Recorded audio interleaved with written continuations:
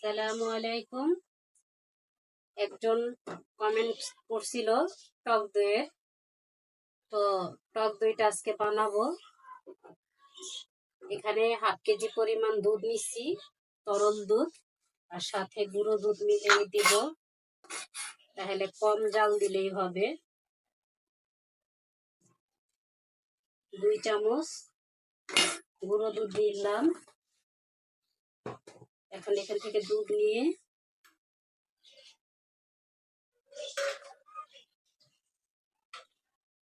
তরল দুধ কিছুটা আমি উঠায় রাখছি, 1 কেজি পরিমাণ জাল দিছিলাম, সেখান থেকে দুধটা গোলানোর জন্য নিলাম। কারণ গরম দুধে গুঁড়ো দুধ দিলে দানা দানা হয়ে যায়।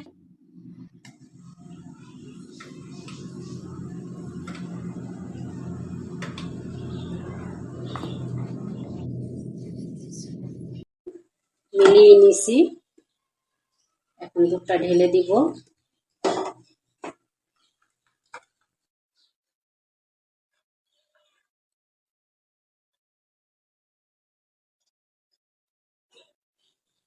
এখন দুধটা এই দেখেন, ঘনত্বটা দেখে বুঝতে হবে, বলে বোঝানো যাবে না। এখন অনেকটা ঘন। এখন আমি বলক তুলে জালটা নিভাই দিব।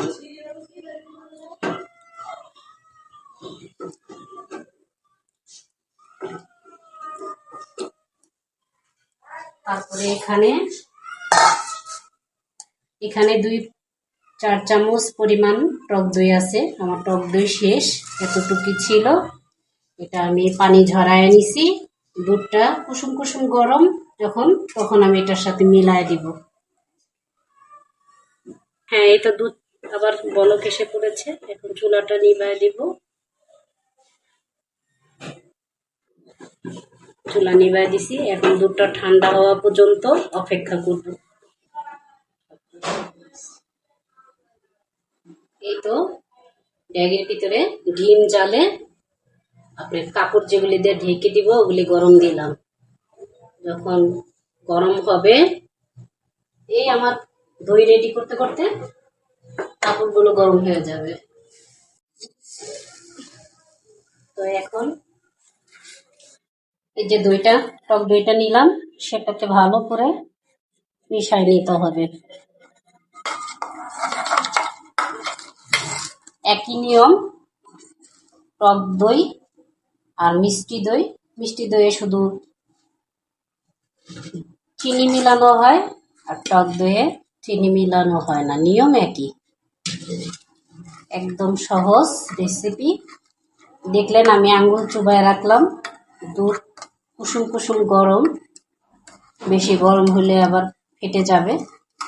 কুসুম কুসুম গরমে টক দইটা মিলায়ে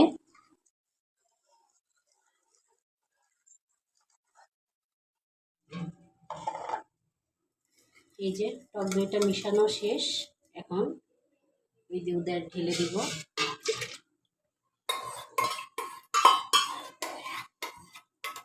দুধটাকে মিশায় নেব।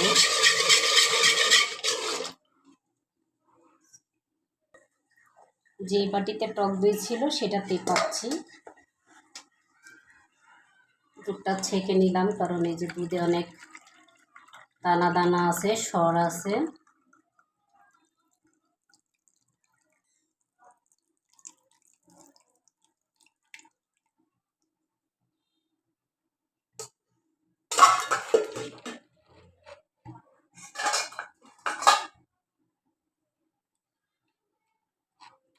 এখন দইটা একদম কেনা দইয়ের মতো হবে।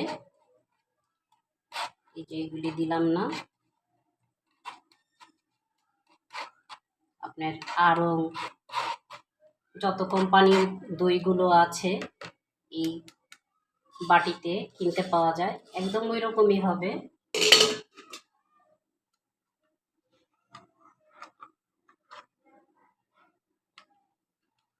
এগুলো রেডি। এখন হাঁড়ির ভিতর বসায় দিব।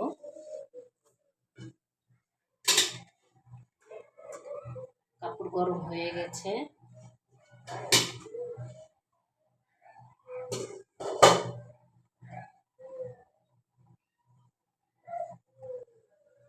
হাতটাও গরম হয়েছে, হাতে লাগছে।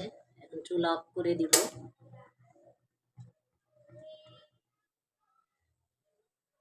বিসমিল্লাহ। এই গরমে সারা রাত থাকবে, আল্লাহ বাঁচালে কালকে সকালবেলা আপনাদেরকে দেখাবো।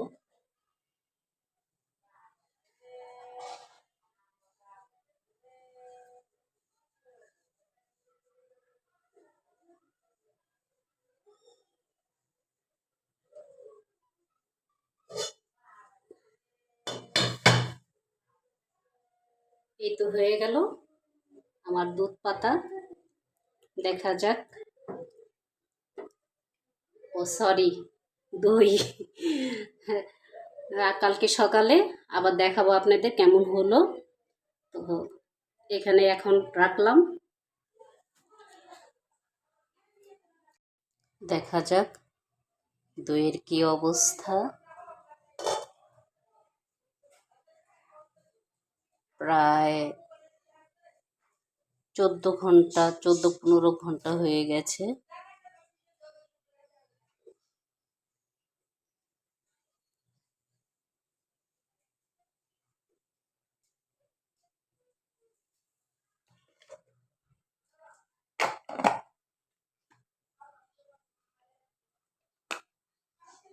আলহামদুলিল্লাহ, দেখেন কি সুন্দর হয়েছে। নরমালে রেখে দিলে আরেকটু সুন্দরভাবে বসবে। একদম পারফেক্ট দই হয়েছে। তো আপনারাও এভাবে করে খেতে পারেন বা রান্নায় ব্যবহার করতে পারেন। আমার মতো রেসিপি ফলো করলে 100-এ হবে, এতে কোনো ভুল হবে না। টক দইটা যেভাবে পেতেছি, মিষ্টি দইও ঠিক এইভাবেই, শুধু চিনি অ্যাড করলেই মিষ্টি দই হয়ে যেত। তো নরমালে রেখে দেই, 2-3 ঘন্টা পরে দেখাবো আবার কেটে। দেখা যাক, নরমালে থুইছিলাম 3-4 ঘন্টা। এই দেখেন আলহামদুলিল্লাহ অনেক সুন্দর হয়েছে। এখন কেটে দেখাচ্ছি। এই দেখুন কি সুন্দর, একদম পারফেক্ট কেনা দইয়ের মতো হয়েছে। আলহামদুলিল্লাহ, আপনারাও ঘরে তৈরি করবেন আর এভাবেই অল্প টাকায় পারফেক্ট খাবার খেতে পারবেন, নির্ভেজাল, কোনো ভেজাল নেই। তো আশা করি ভালো লেগেছে। আর যে জানতে চেয়েছিলেন কিভাবে টক দই বানায়, আপু আপনাকে অনেক ধন্যবাদ। আজকে তাহলে এই পর্যন্তই রাখি, আবার নতুন কোনো পর্বে দেখা হবে। ভালো থাকবেন, আমার জন্য দোয়া করবেন। আসসালামু আলাইকুম।